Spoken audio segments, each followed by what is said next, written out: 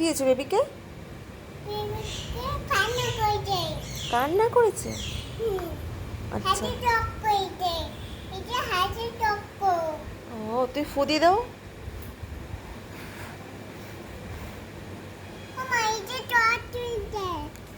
হ্যাঁ ওখানে তক্ক। ডক্টরের কাছে নিয়ে যাবে তুমি? ইঞ্জেকশন দিয়ে দেবে, নিয়ে যাবে?